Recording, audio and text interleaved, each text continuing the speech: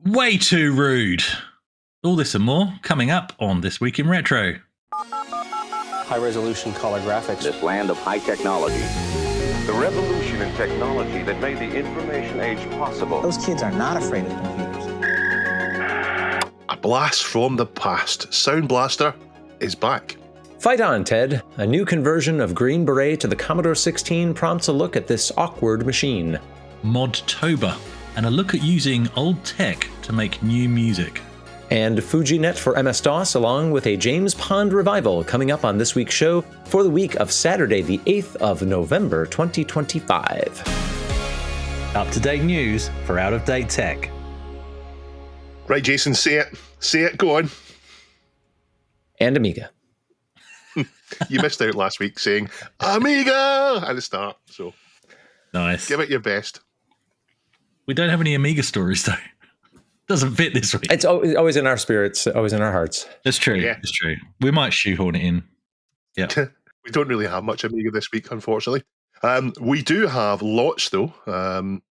And last week was fun, having Neil back for a bit.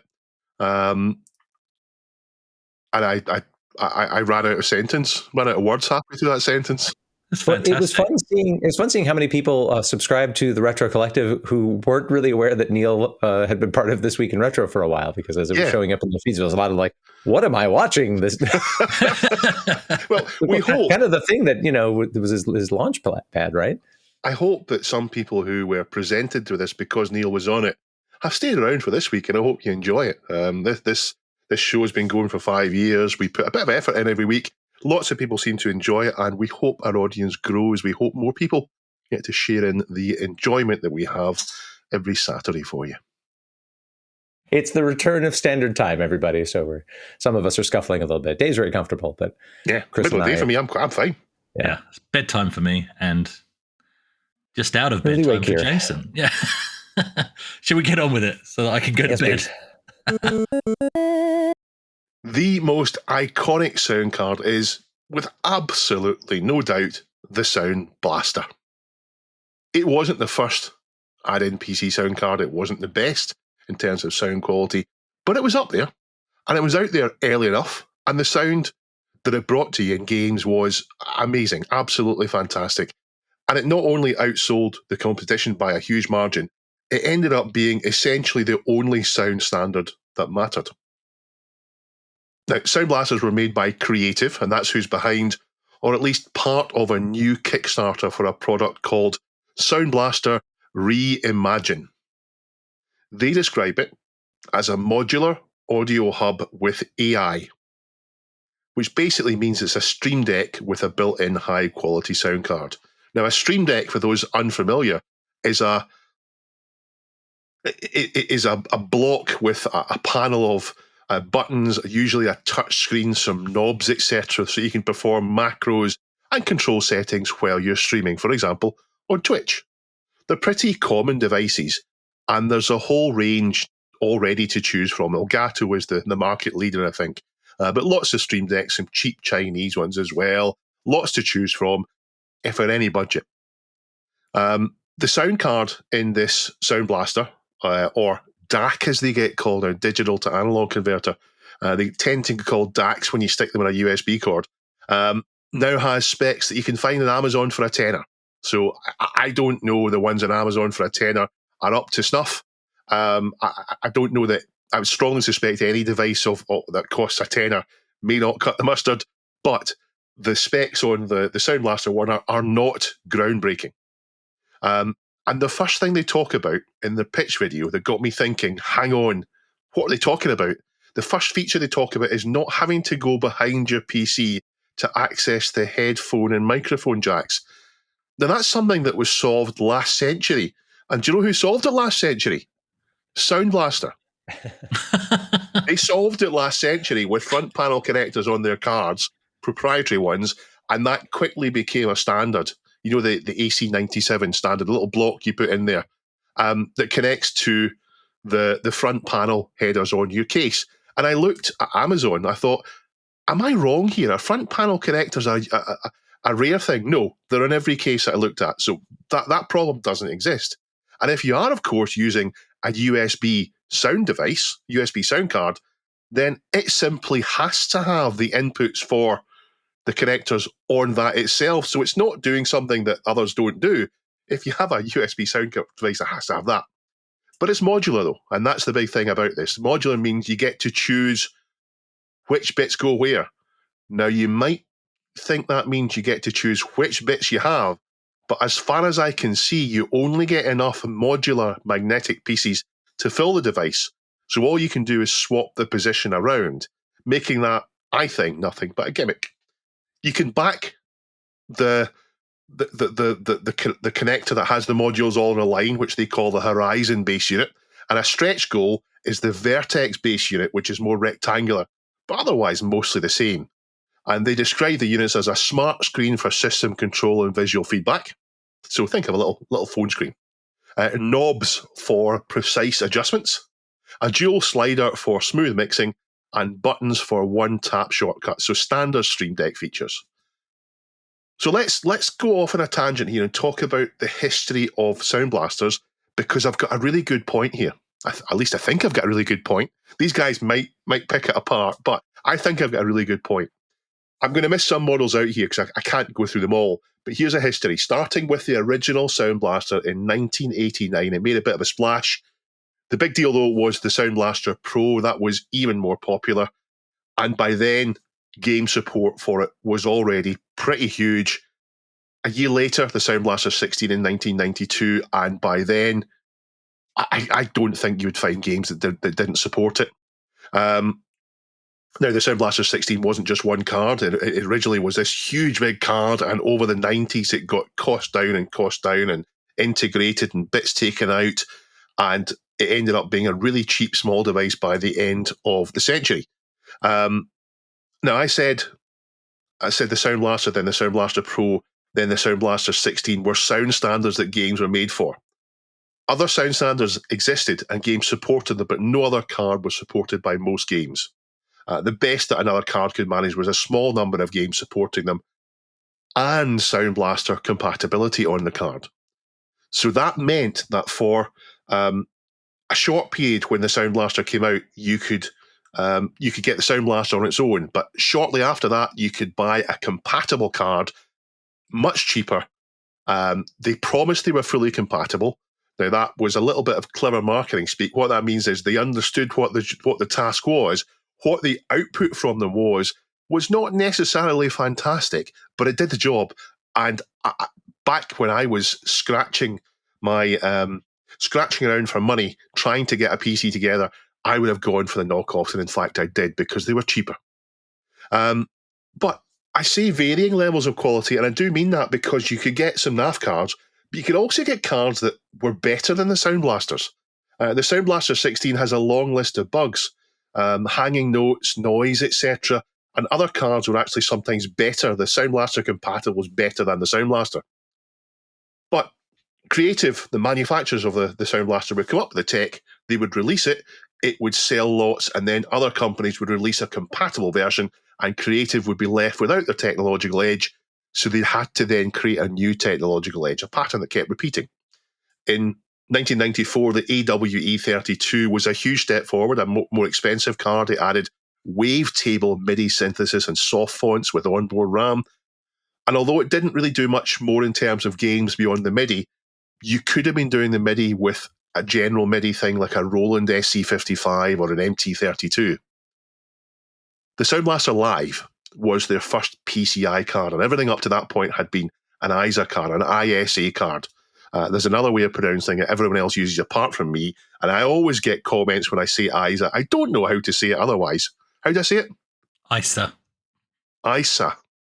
ISA. ISA. ISA. That's not right.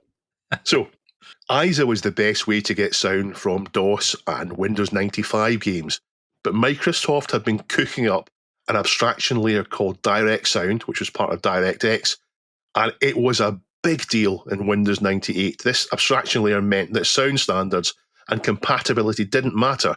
Just so long as you could get a Windows driver going for your card, games were relatively agnostic towards the sound card, meaning that the super budget, cheap Windows-compatible sound cards went most of the way that a Sound Blaster Live did. It used to be the game had to be compatible with your chosen sound card, or your sound card had to do Sound Blaster compatibility, but that changed with Direct Sound. Creative though had an answer to this. The launch of their SB Live, they added a proprietary extension to Windows Sound called EAX, Environmental Audio Extensions, and that gave you positional sound as well as other features. Clearly they realised they needed to have something that nobody else did have, although for earlier versions of EAX they allowed other sound card manufacturers to access some functions. Their cards also had hardware acceleration, taking a bit of a load off the processor. EAX continued until version 5 in 2005, and then Windows Vista in 2007 made it obsolete. And that is where I think Creative stopped being a big deal. Another huge nail in the coffin for them was integrated motherboard sound. Now, I personally couldn't stand it because I used headphones and I could hear the computer thinking, that thinking noise. So I had a discrete sound card, but I don't think most people did.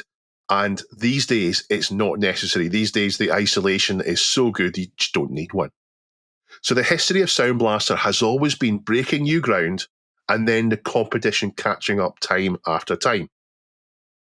But they've never stopped making sound cards. However, like almost all sound cards now, they're mostly USB-connected external devices, like their current Sound Blaster G8. So the name hasn't gone away, but you wouldn't think that from the Kickstarter. I was left with the impression that they were trying to pitch this as a resurrection, and I went back and looked at the pitch video in case I'd misunderstood it. No, the Kickstarter says they're back, but they haven't left. So how can you be back if you haven't stopped doing it?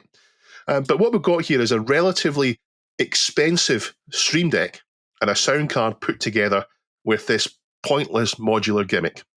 And unlike Creative and Sound Blaster in the past, they're not coming to market with the next big thing in audio. Nothing I've said so far apart from the modular thing is new, and the modular thing is rubbish.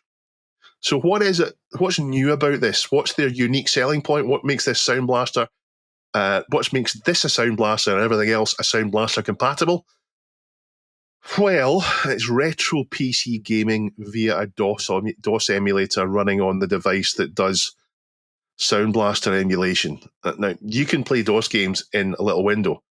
Now, DOSBox has been doing that for, decades, and it has superb Sound Blaster emulation. It gives you an AI DJ that generates music for you, just tell it what theme. That's not new. The market is flooded with that. Now, they do say Dr. Subiatsu Reborn, now powered by AI.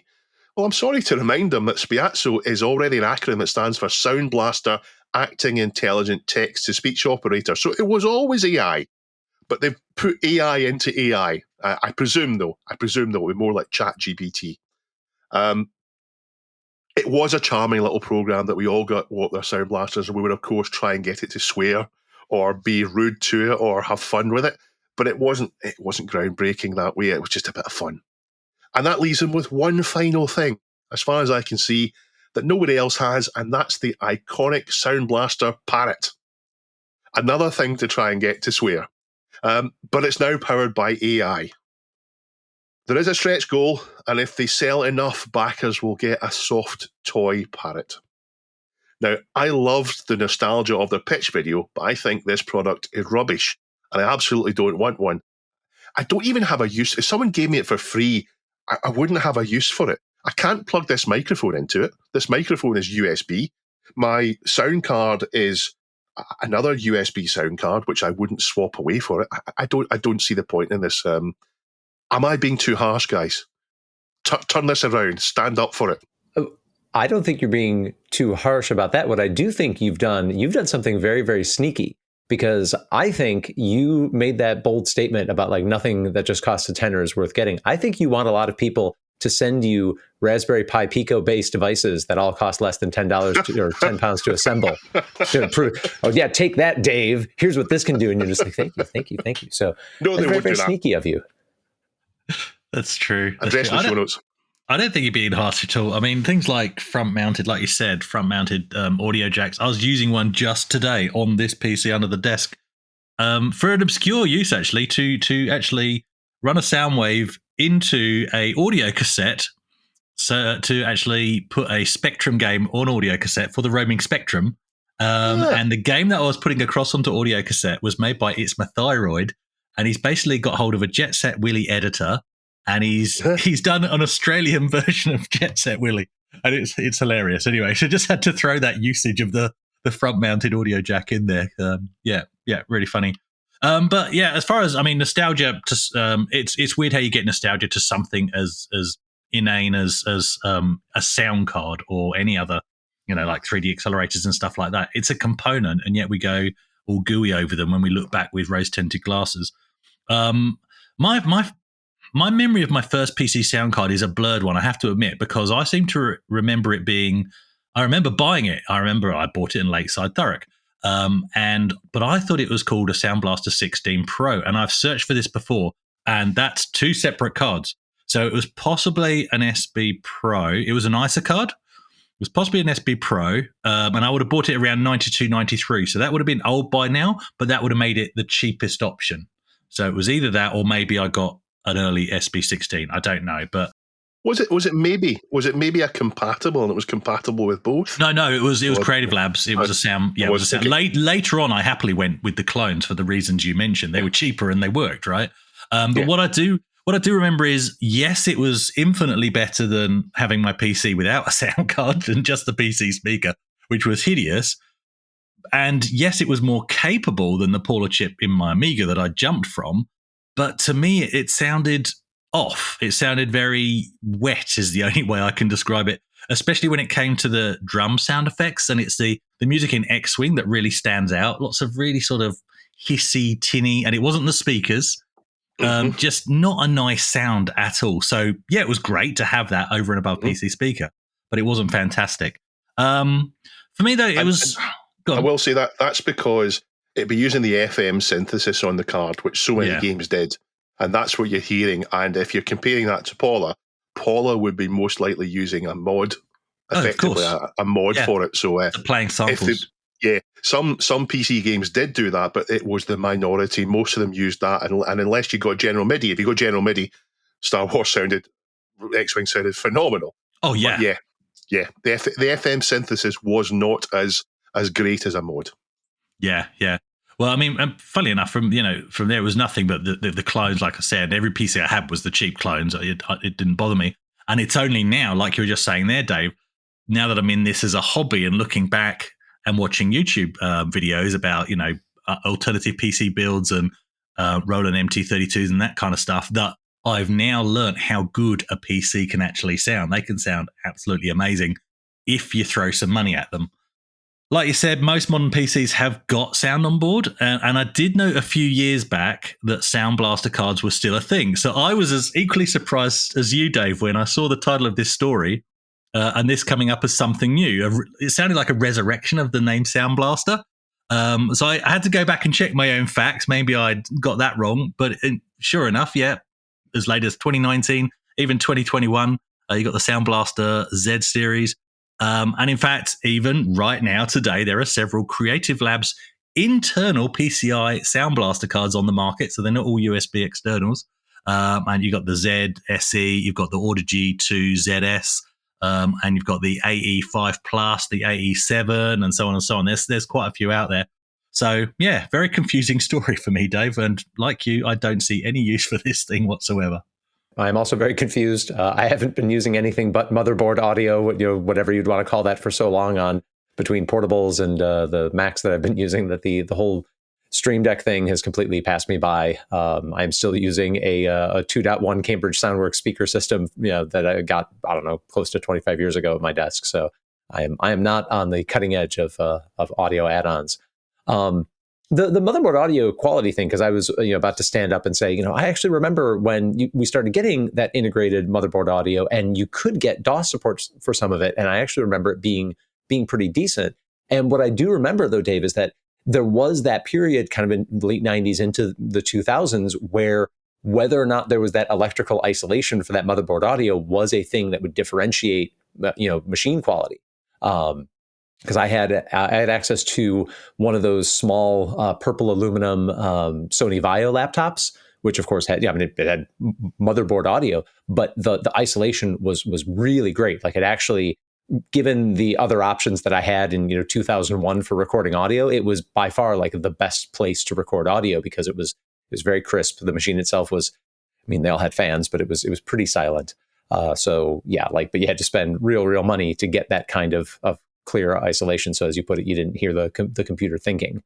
In thinking about just how expensive this is, I guess part of what you're paying for is the creative name, the Sound Blaster name, but it feels like what happens when there's a market that's so saturated and a product that has kind of reached the end of its mass appeal, that the only way to sell it and have it be worth the while to produce and sell is if it costs a lot of money and there's a boutique market that's willing to pay that much. Dave, is that what you're saying here?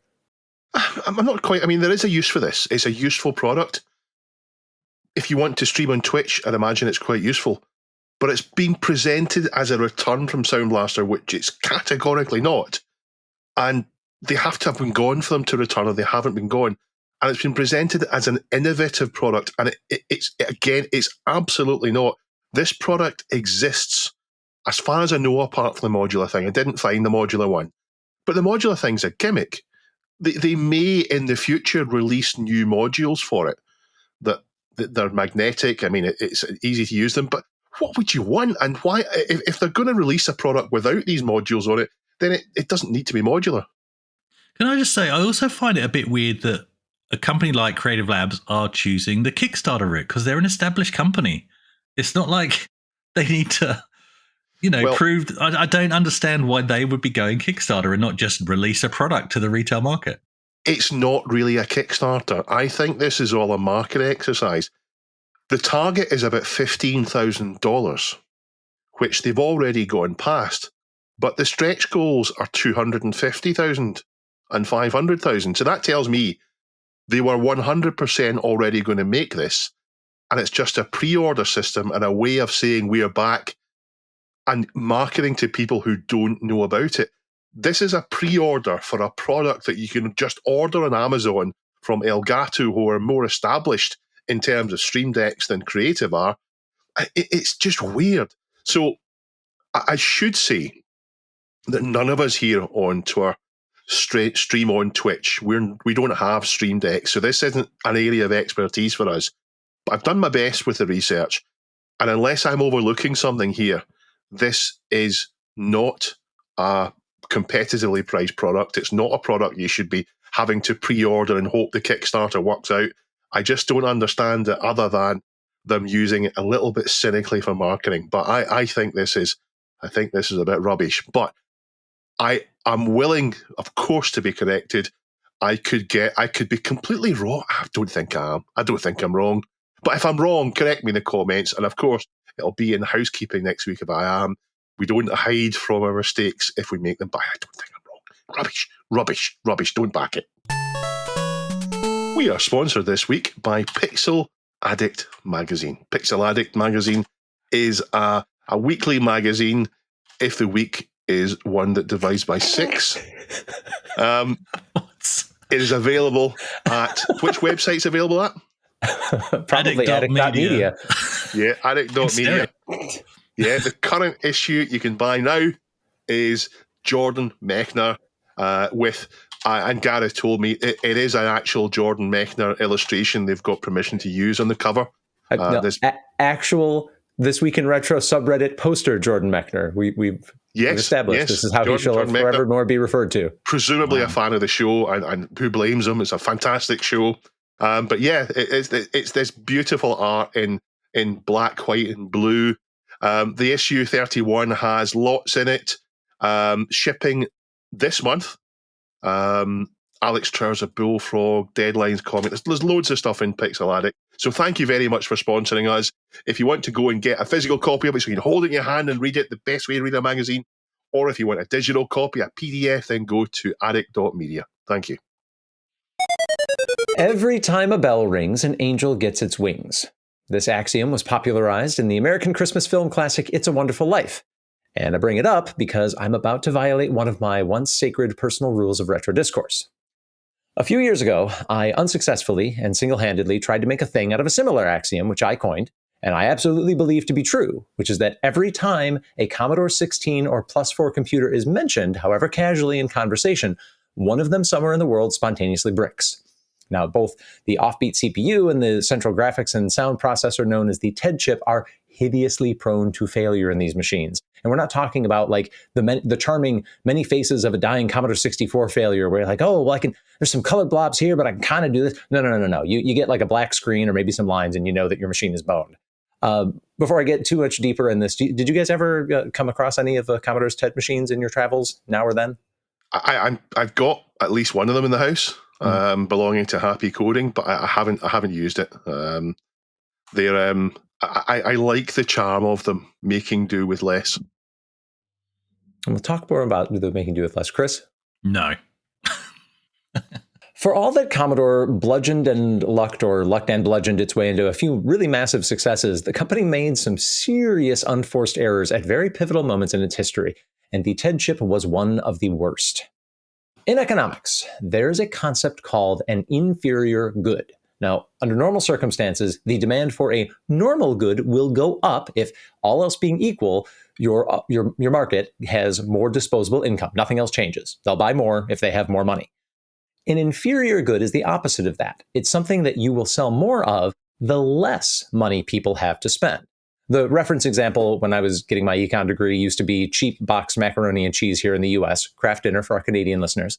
When people feel more affluent, they buy more of better types of food, but when they're feeling the pinch, they stock up on cheap and easy calories, the inferior good. Dave?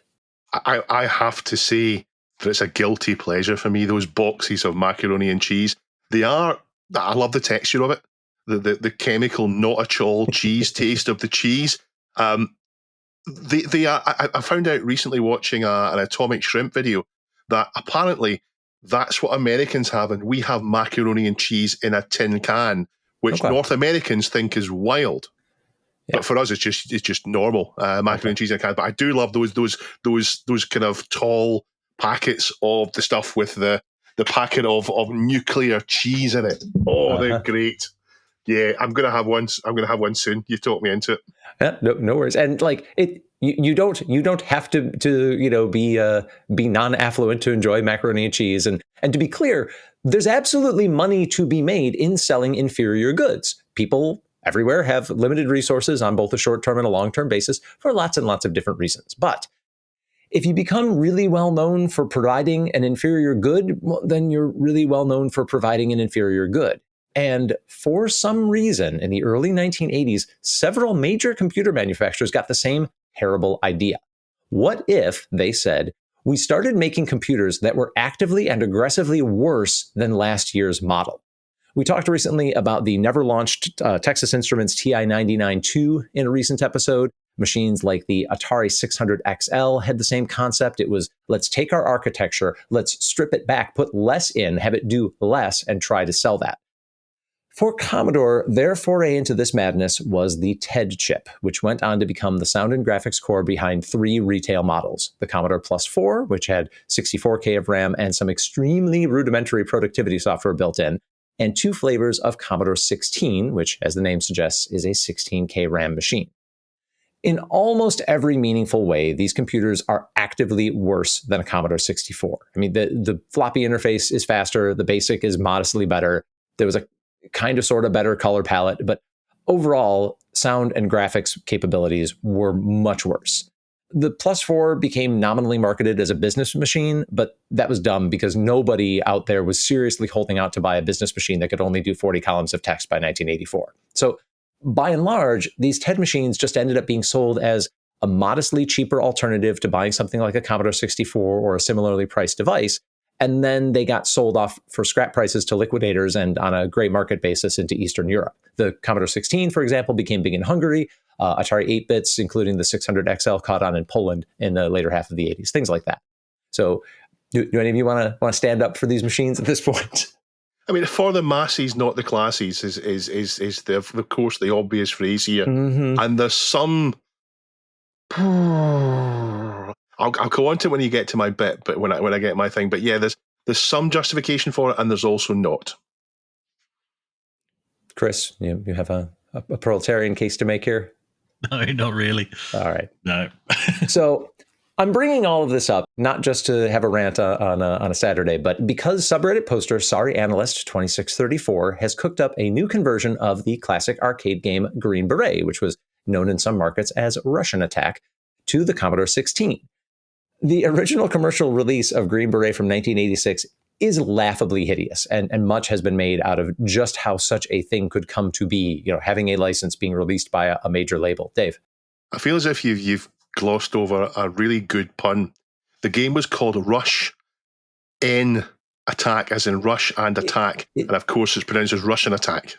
Yeah, it was a little tacky, but yes, indeed. Which I think is why it wasn't called that in a lot of other markets.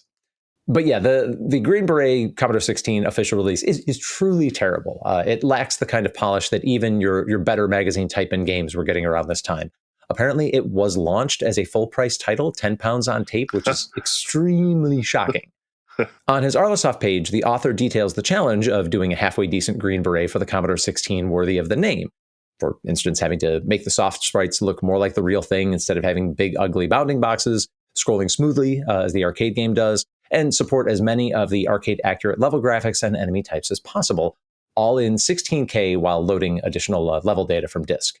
So the development process is very nicely detailed. Understandably, he completely disposed of the original game code and assets and started from scratch.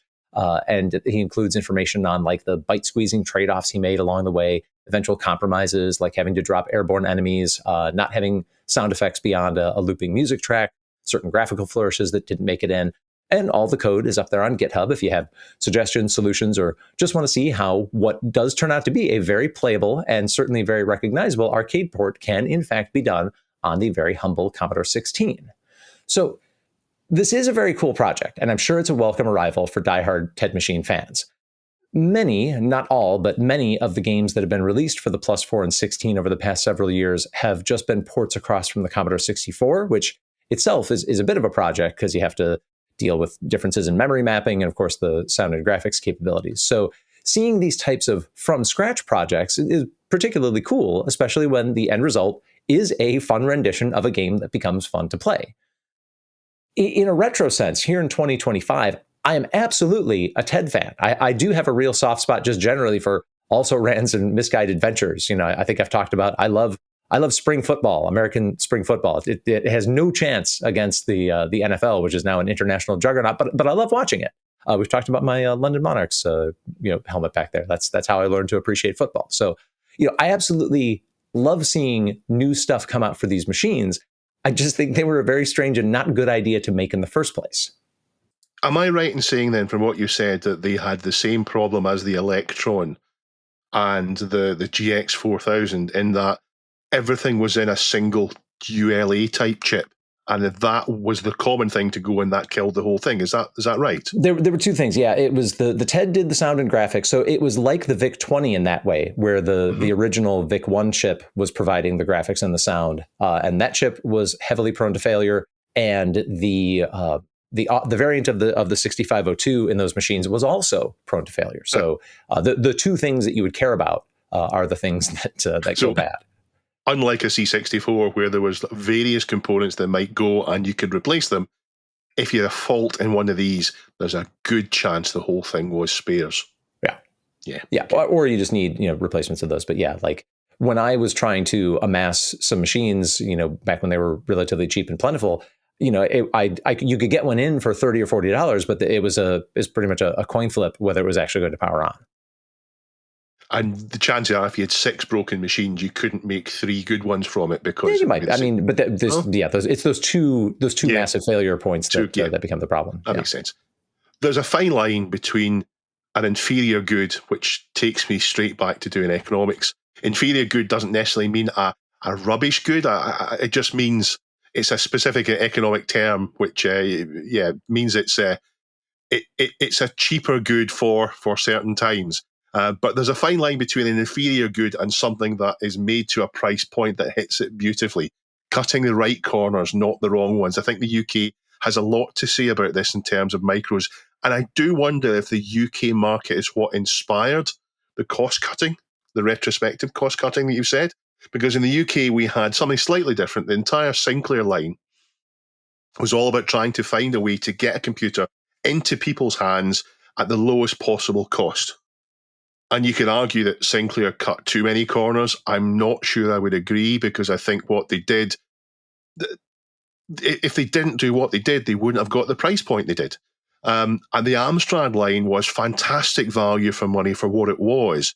Sugar managed to do it and cut every corner that was sensible to cut without cutting the wrong corners. And what you got was a fantastic machine.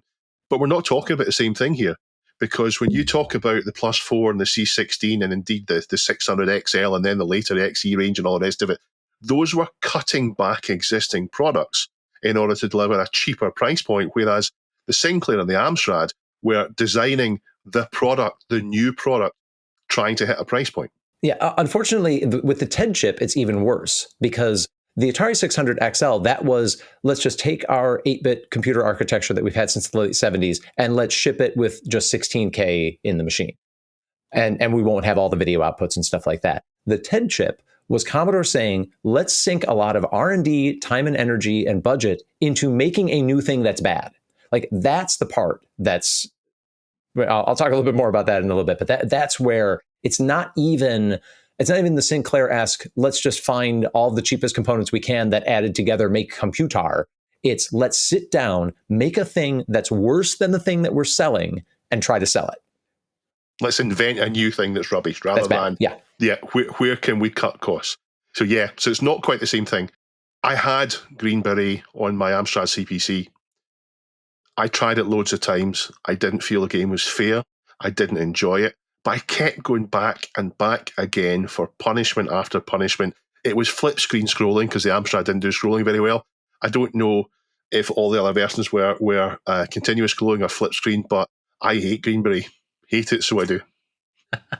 Well, funnily enough, Dave, I loved Green Beret on the Spectrum. That's what I had. Well, you would. You're only saying that because I said I hated it. But wait, no, not at all. It came as it was on the Chartbusters disc that I got with my Spectrum Plus 3. But it is rock hard, like you say. It's not a fair game. And so to say I loved it, it's a game like yourself I kept going back to because it was a packing game, and I just loved I had 2 discs, which amounted to 6 games or more. Maybe more, can't remember. But quite a few games to play through, and some of them were terrible, like Short Circuit. I mean, that was far worse than Green Beret. But it was so hard, and I didn't get anywhere in the game. And even when I go back to it to this day, and I think, surely I'm better. I'm a freaking adult, right? I'm an adult now. I can get through Green Beret. No, I can't. It doesn't matter. It's not fair. Is it flip screen on the Spectrum as well? I think it is. Yeah. Push. I haven't played it for a while. You get to the screen, you push, and the action stops, and the game scrolls. Yeah. Which kind of makes the game harder, I reckon, because you don't get that fluid onward movement, so you don't kind of get a foresight of what's coming up next. Yeah, it stiffs you. It definitely is. It's not fair at all. That's why it's not down to our skill. It's the game. No, not at all. So what we're saying is that Patreon special this month will be Dave and Jason talk macroeconomics for 30 minutes. I like that. I quite like. I always find the economic stuff I know is useful. The stuff, it's true and it's useful, and I keep going back to it, and I get frustrated when people don't understand basic economics. I want to reach out and shake them and say, come on, you should know this. TED history is kind of a minefield, and I'm well aware that there are people who are very fond of them, especially if it was their first computer and the second one that they could own was a long and expensive journey away. I get it. And that's cool, just like how many people's first experience is driving an original 20th century Volkswagen Beetle, which had 150,000 miles on it by the time they bought it. That's a cool experience for them. So fight on, those that you fight for the TED. But the fact is that the time and money that was put into the TED chip raises a lot of what-if questions. Like, for example, what if Commodore had put some of those resources into, bolstering its chip fabrication capabilities? Down the line, that might have helped them. They might have been able to buffer themselves better against RAM price wars, maybe be incrementally better at next generation fabrication processes so they didn't have to outsource chip production in the final stages of the Amiga's life, things like that. I still think they were doomed, but this was a very, very, very weird way to spend money. I mean, I get it. Research and development is hard. Having great ideas is hard, but sinking a lot of your R&D time and energy into inferior goods pick the metaphor you like best. Cutting off your own nose to spite your face. It's an own goal, whatever. it was not conducive to Commodore's own brand mission to be a supplier of the B and the M in CBM, business machines. And the intended markets for these machines were justified in rejecting them because, in fact, there is such a thing as a computer that's too terrible to be worth buying. And that's a lesson that a lot of companies had to learn the hard way. And in conclusion, please accept my apologies for the TED machines that I have magically destroyed by bringing up this topic in the first place.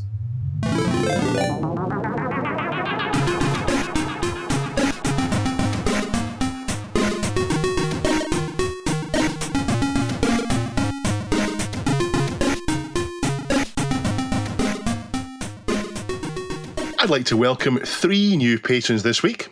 So welcome Johannes, welcome Daniel, and welcome Brian. If you want to become a patron, if you want to join the ranks of the Twirlers, where would you go? I would go to patreon.com/thisweekinretro and sign up. There's just one level right now, and that gets you access to all of the Patreon exclusive content since the beginning of time. Thank you very much for joining up. On to housekeeping. As was mentioned last week, I am now the proud owner of a third-hand Atari 800 XL. Thank you again to Torgo Smurf for bringing it down to Madison. Beautiful, isn't it? A beautiful device. Yeah, they're really nice. And it came with a 1050 drive as well. Now, this means that I have to figure out what I'm really going to do with this, and that's going to mean finding some fancy modern hardware to put on it. Apart from modern power supply, a FujiNet device is going to be a top candidate, which is timely because, as Dave is about to brief you... Yeah. In news and briefs this week, from FV Research, a new FujiNet Wi-Fi module for the RS232 has come out, which means you can use it on a PC. FujiNet was a multi-purpose peripheral for the Atari 8-bit line, but not anymore. It has spread to other 8-bit systems, the Apple II series, the C64, the Coleco Adam, and of course, don't forget the Coco. The functionality has grown over time. It now does virtual drives, networking, BBS access, cross-platform, multiplayer games, FujiNet-specific applications like Weather Essential, virtual modems, printers, and cassette drives. Designs are open source, so you can make your own, but there are makers out there who will make you one. And if you want one, go to FujiNet Online and click on Get a FujiNet, and you'll see a list of places to go, including Future Vision Research. And I can see places in the USA, the UK, Poland, and of course, the Cayman Islands. Pajako links us to a Day of the Tentacle intro remake in Blender. So that's up there. It's strange. It looks just like how I remember the actual intro, except it's much higher resolution and so on, but it doesn't look wrong. Nice. And one of the issues we have getting submissions sometimes is that by time we can talk about the submission, the thing has happened, but we're going to tell you about the Google Halloween Pac-Man game. And it was really good. We're a bit late with the news. It had some lovely CRT filter effects on it. The good news is that we found a link to it that still works, so we'll have a link to that Google Doodle in the show notes. G7VFY links us to a video on a DIY Deco Mini using a Mister. It's a really impressive project, so well done. What's Ken making? Can I derail this for a second? Yes. I had a weird experience last week listening to the show. And it was that when you guys were talking about G7VFY, I kind of feel like he's my guy. And I think that's because the very first story I did on the show was his submission.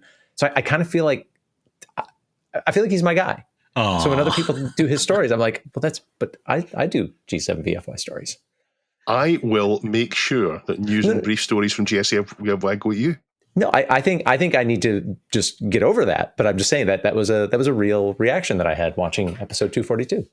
Stolen. Anyway, yeah. Amiga favorite James Pond is getting his own collection for PC, PS5, Xbox, and Switch 2, thanks to Imaginary Swing 8606. And Squelch411 links us to ZX80 from Little Car, which is a great little doco on the Humble Machine by Little Car, who we had on the show not too long ago, actually. Guest. Yeah, he was fantastic. Not an inferior product, the ZX80, because there was nothing else around. It can't call it that. Right. It's a different thing when it's this is what we could scrape together and ship versus it is a different concept. Yeah. Not in a box. It doesn't have cheese sauce. Yeah. I just wanted to bring something up that I've been made aware of as well through a CRT Facebook group over here in Australia. And there's a thing called Smash Rooms, right? Which is where people pay to go in and de-stress by smashing things up with a baseball bat or sledgehammers and that kind of thing. But the concern is, which is why it came up in this particular group, there's lots of footage of them smashing up CRTs. Now, I did reach out to the company, not in the capacity of this podcast, but just a personal contact, and to point out to them that CRTs are becoming rare. And they actually responded and pointed out that, according to them, they source them from a guy who repairs them, and they get the ones that can't be repaired. But I've also heard things to the contrary, and the fact that they reach out to anybody who would be willing to give them a CRT. So maybe they give them to the guy first, and then they smash the ones. I don't know. Hopefully that's true. I want to take them at face value on their word, but it is concerning given how hard it is to get a CRT now. But other than that, yeah, if you want to go and pay to go into a room and smash things up, there you go. That's apparently a thing now. The problem with CRTs is it's almost futile to try and ship them anywhere because they arrive damaged. It's so expensive to do it, and it ends up that what seems like an expensive cost for a CRT isn't actually justified in the hassle and the refund and the shipping and all the rest of it. So they are difficult to get rid of. So I guess why this would be happening, but it's definitely a shame because CRTs are amazing. Lots more on the subreddit.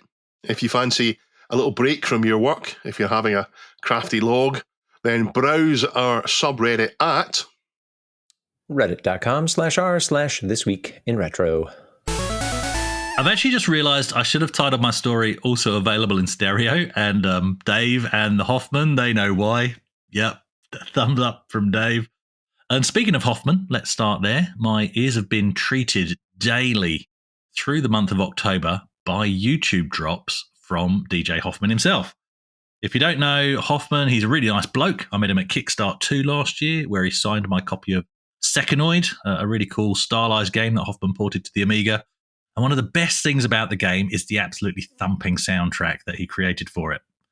Because, and Dave's nodding furiously for the audio listeners, because that's what he does. He makes awesome music, not just for the Amiga, but from the drops he made all through October, there's stuff he's made in the form of chip tunes from the 8-bit machines, tracker mods for the 16-bit machines, and even tunes created for the PC as well. Actually, ones that actually sound good, Dave. It's quite amazing. I knew it was good. I actually purchased his vinyl album last year when I was in the UK as well, and I absolutely love it. But I had no idea how wide-reaching his skills go. So why has he been dropping tunes daily in October? Well, in his words, quote, over the last month, a bunch of us on the old socials have been participating in #MODtober. What is it? Well, it's dead simple. You post your favorite tracker music from any platform. So I took the opportunity to upload my back catalogue to YouTube, culminating in a fairly large playlist over the month, end quote. And he dropped a link to that very playlist in the subreddit as well, so I've dropped that in the show notes for you to have a look at. We actually had his music playing in the background at Porg only recently, with the tracker visible on the projector at the front of the room via his YouTube playlist. It wasn't running off an actual Amiga, and it just went down a storm. It just set the atmosphere up perfectly. My favourite track at the moment from the ones I've been discovering through MODtober has to be the Amiga mod called Professional Tracker, which is a collab between Hoffman and vocalist MC Daytripper. And it starts off kind of like a happy-sounding 8-bit style little ditty before dropping to some 16-bit sampled awesomeness with the vocals and lyrics from Daytripper causing goosebumps for me anyway, with lines like, "We got that Amiga vision, better bring your homework, boy, because this is revision." I friggin' love it. So I'll link directly to the playlist in the notes, like I said, and to that track as well. Dave, I know you're a mate of Hoffman. Have you been following along with MODtober, or what are your favourite tracks? Yeah, I know Hoffman. He's a lovely guy. Always get time for him. He's so talented. He's one of these talented people that annoys me, like banjo guy Ollie. So many talents in so many places, and it just frustrates me. Stephen Leary, Terrible Fire, he's the same. So many talents. Pilot makes Amiga cut. Oh, yeah. Doctor and all the rest of it. Yeah. I didn't know about it. This was news to me. I'm an idiot. I'm disappointed. I would have loved to have a daily... This is a fantastic idea in MODtober. Fantastic. Now, my favourite track, Way Too Rude. I absolutely love Way Too Rude.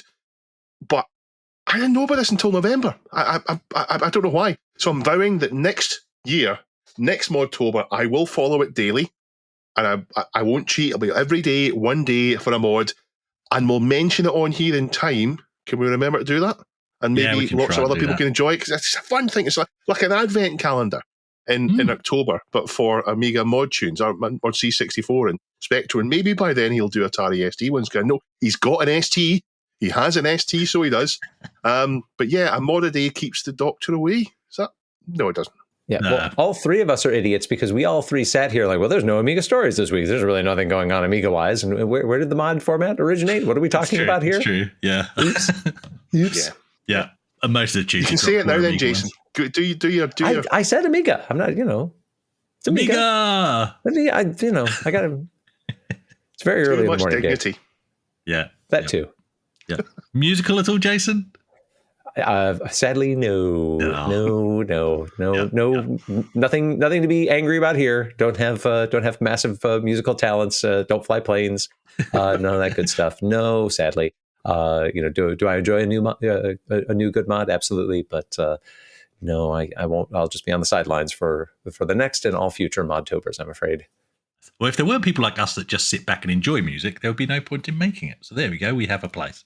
I don't jump on every hashtag going, but I really did enjoy MODtober. And I was only listening to Hoffman's stuff. So now I need to go searching for the other people who took part and see what they put out there as well. But I also find these kind of things kind of inspirational as well. I've only ever made one song in Soundtracker 2.5 back in the day, and I recreated that same song with some updates back in 2020 and detailed the recreation on my channel. It's not great. No, I'm not just saying that. It really isn't, right? But it's just a fun thing to do, and it's a great way to at least try and be creative. And I'd love to actually have a stab at making more. I did also make a rendition of Bananarama's Venus on my Spectrum back in the day, just using BASIC. But I can't think how I even begin to start to recreate that, so I might have to have a stab through the manual and try that as well. I have actually recently wanted to get an old synth and just mess about with making something that may at least resemble music. And that leads nicely into another story submitted by G7 VFY. That's your guy, Jason. How dare Jason you, Chris? What was I just saying? I know, sorry. I've stolen it. But what he posted was it's called Why Use Old Computers for Music. And you thought he posted that for you? Yes, he posted it definitely for me. He said, Chris, please cover this story. And don't let Jason do it. It's a link to sonicstate.com to a story it's more just a collection of thoughts from the music creation community on exactly that question. And some are really interesting, like, for example, old computers are the perfect complement to old hardware. Most of these older computers had software that supported these hardware synthesizers and samples on a deeper level than what is commonly available today. That's from YouTuber Architecture. And he's, in fact, on the same article, they've got a link to one of his videos where he covers using turbo synth on an 80s Mac and showing how Nine Inch Nails got some of their really gritty sounds. Another quote I really like, I work mostly with hardware, so I find old software deals with hardware better. MIDI timing is more stable with less jitter. That's from 18 Slashers. And the really poignant comment, the software doesn't annoy me to connect to the internet, update, or cloud save. Plus, no ads in the software, and I know my files are here and not in the cloud. That's by the Button Mashers.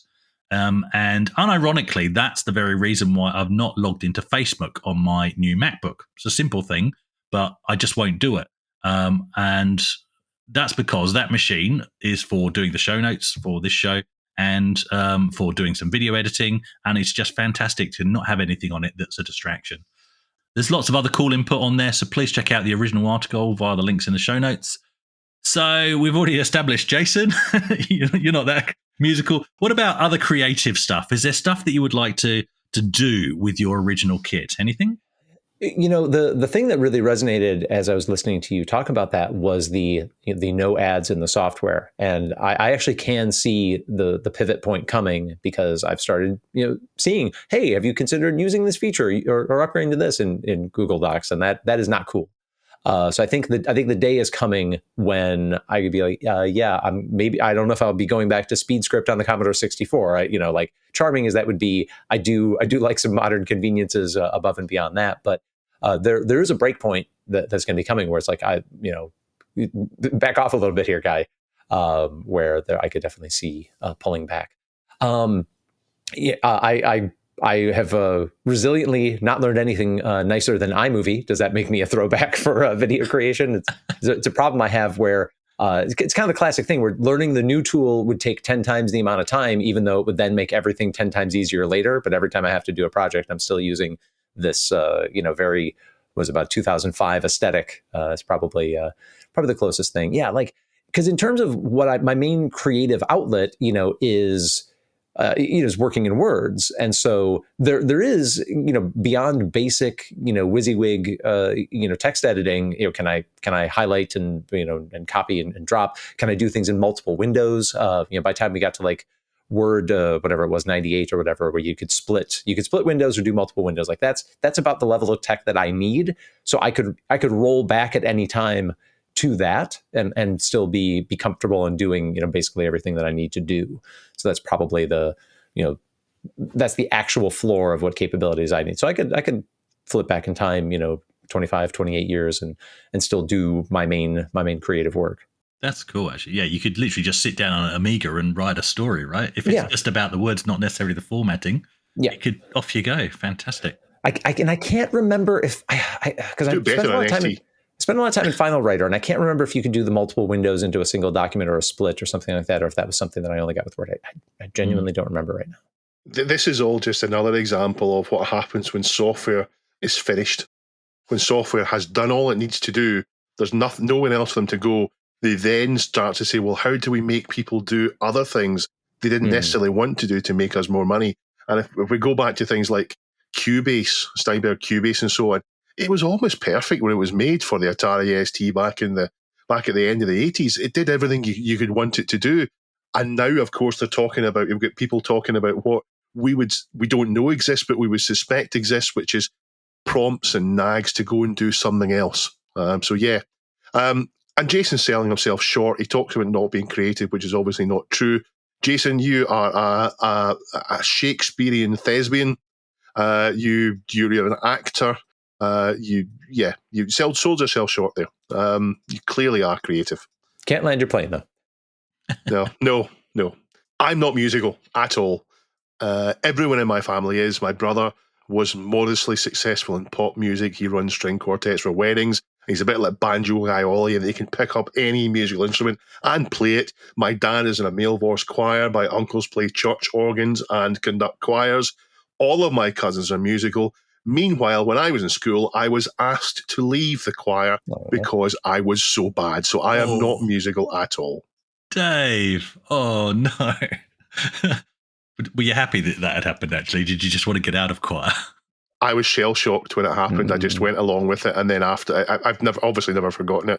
I'm disappointed now. What I think to do is someone say, would you mind leaving because you can't sing? Yeah, right. That's harsh. They actually asked me if I was serious. Really? Sure. Yeah. Oh, dude. Anyway, moving on. Sorry, Dave. I still want to get back into using things like D-Paint and Shoot 'em Up Construction Kit and 3D Construction Kit and learn AMOS. There's just not enough time. But back to music. My wife is extremely musical, and my son Zach is, in fact, the best drummer in the world. And Luke is the best keyboardist, if that's what you call them.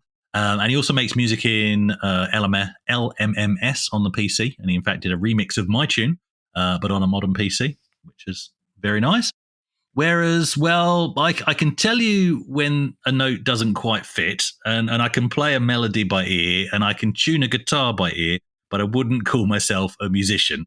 I have done live sound mixing and stuff, and I know when something sounds good and when it doesn't. I might not necessarily be able to tell you the technical reasons why or why not. So I think actually I'm just lazy. And so between MODtober and this article, it has further inspired me to at least try harder. So in the words of Bill and Ted, maybe we should finally learn how to play. And now it's time for Question of the Week. And the question last week was, what games or applications would you like to see pre-installed on the A1200? So we're going to go on to the subreddit. And who's at number one, Dave? SDMat22, and he says, Lemmings. He says this was one of the best games on the Amiga, easy to pick up and play, but not necessarily easy to master. It also made excellent use of the mouse and just felt natural. Yeah, Lemmings is a great game. Hello, Mike. Lemmings is a great game. Yeah. Prefim said Amos Pro, but also Deluxe Paint 5, Pro Tracker. Give the kiddies something they can program on. Leaning into the application side of that. Yeah, 100%. Although the original Amiga only came out with Amiga Basic, and I Basic. never got the hang of that. Never got the hang of that. Yep, that's you. Says Duncan's dead right. Got to have D-Paint. And for the audio, Stereo Master.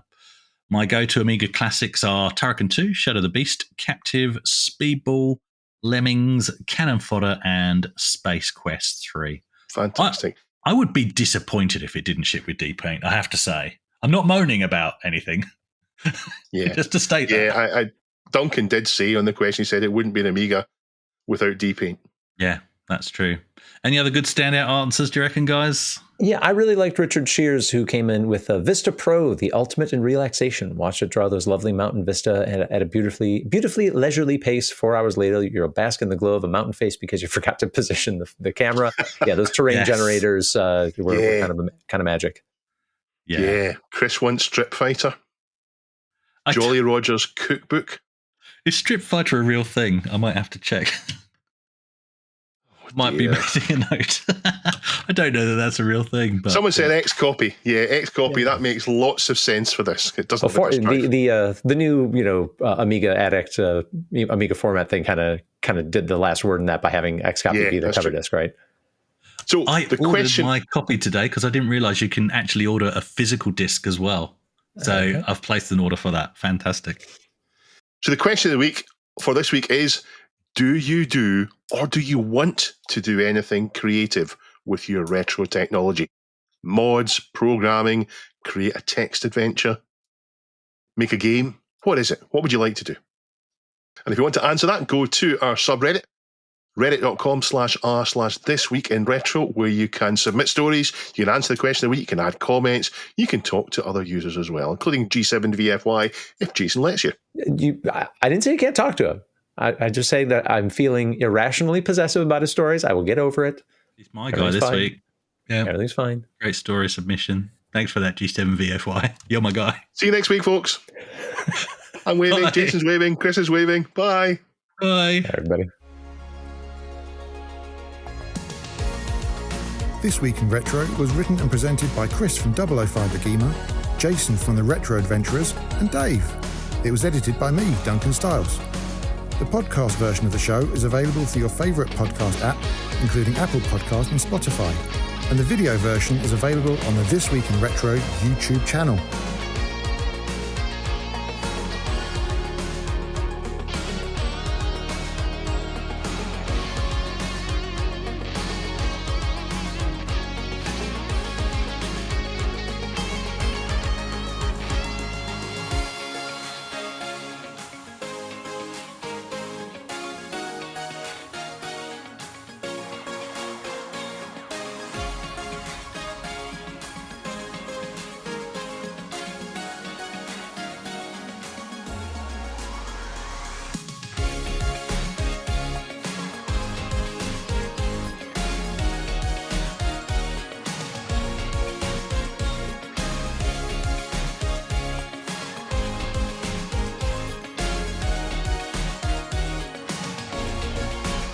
Join our community subreddit at r/thisweekinretro to suggest and vote on the stories we cover on the show. Please give us a like and subscribe to help us reach new viewers. If you enjoy our show and would like to support it, then please check out the link to our Patreon page in the show notes or description. Thank you for listening, and we'll see you next time for more up-to-date news for out-of-date tech.